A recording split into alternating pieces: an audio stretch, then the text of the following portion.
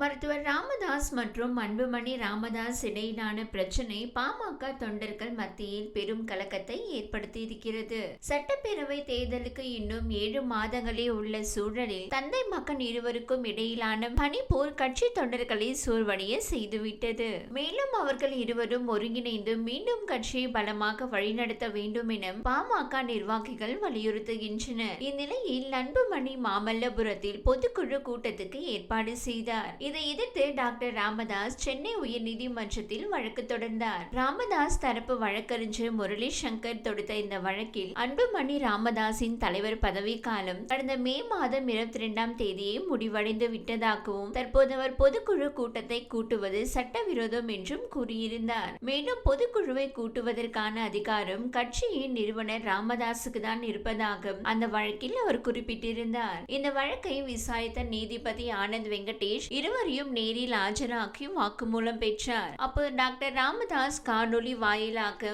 நீதிமன்றத்தில் ஆஜரானார். டாக்டர் அன்புமணி ராமதாஸ் நேரில் ஆஜராக்கி விளக்கம் அளித்தார். அப்போது இருதரப்பு வழக்கறிஞர்களும் நீதிபதி அறைக்குள் அனுமதிக்கப்படவில்லை. விசாரணை முடிவடைந்ததும் பாமக தலைவர் அன்புமணி நீதிமன்ற வளாகத்தில் இருந்து உடனடியாக தனது காரில் புறப்பட்டு சென்றார். அவருடன் நீதிபதி பாலுவும் சென்றார். இதைத் தொடர்ந்து தீர்ப்பை நீதிபதி சில மணி நேரம் ஒத்திவைத்த நிலையில் 8:30 மணியளவில் தீர்ப்பை அறிவித்தார். அதன்படி மாமல்லபுரத்தில் டாக்டர் அன்புமணி ராமதாஸ் நடத்தும் பொதுக்குழு கூட்டத்துக்கு தடை இல்லை என்று நீதிபதி ஆனந்த் வெங்கடேஷ் தீர்ப்பளித்தார். அத்துடன் பொதுக்குழு கூட்டத்தை எதிர்த்து மருத்துவர் ராமதாஸ் தொடர்ந்த வழக்கை தள்ளுபடி செய்தும் நீதிபதி உத்தரவு பிறப்பித்தார். இந்த தீர்ப்பின் மூலம் பாமகவில் அன்புமணி ராமதாஸின் கை ஓங்கியிருப்பதாக அக்கட்சி வட்டாரங்கள் கூறுகின்றன.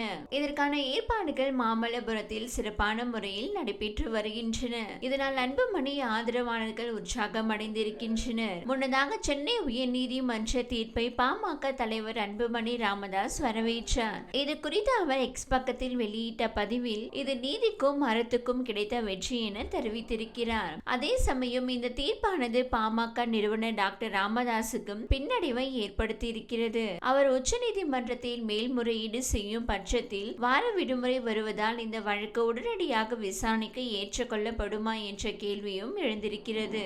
மேலும் சென்னை உயர்நீதிமன்றம் அனுமதி அளித்த நிலையில் திட்டமிட்டபடி பாமக பொதுக்குழு கூட்டம் அன்புமணி ராமதாஸ் தலைமையில் நடைபெறுவதில் எந்த ஒரு சிக்கலும் இல்லை என்ற நிலை ஏற்பட்டிருக்கிறது. இதனால் அன்புமணியை எதிர்த்து அவரது தந்தையும் பாமக நிறுவனருமான டாக்டர் ராமதாஸ் உச்சநீதிமன்றத்தை அணுகினாலும் தற்போதைக்கு எந்த ஒரு பலனும் கிடைக்கப் போவதில்லை என வழக்கறிஞர்கள் கூறுகின்றனர். நீதிபதி அறையில் வழக்கறிஞர்கள் யாரும் இல்லாமல் இருவரிடமும் நீதிபதி ஆனந்த் வெங்கடேஷ் சுமார் 1 மணி நேரம் தனிப்பட்ட முறையில் பேசினார். இந்த நேரத்தில் இருவருக்கும் இடையிலான பிரச்சனையை தீர்க்க நீதிபதி சமரச முயற்சி செய்ததாக நீதிமன்ற வட்டாரங்களில் கூறப்படுகிறது.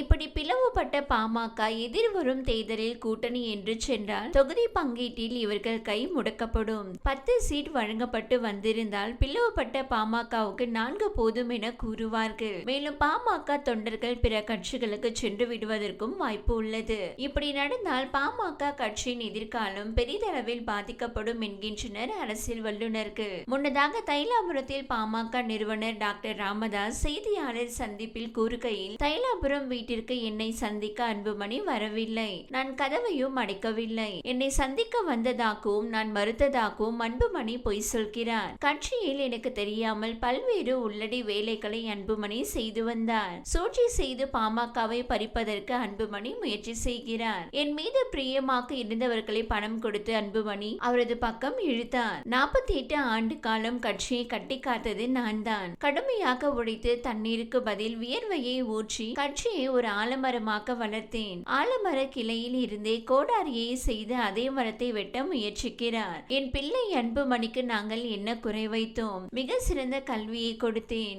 MP, மத்திய மந்திரி என ஆக்கி அழகு பார்த்தேன். பாமக நிறுவனராக புதிய நிர்வாகிகளை சேர்க்கவும் மாற்றவும் எனக்கு மட்டுமே அதிகாரம் உள்ளது.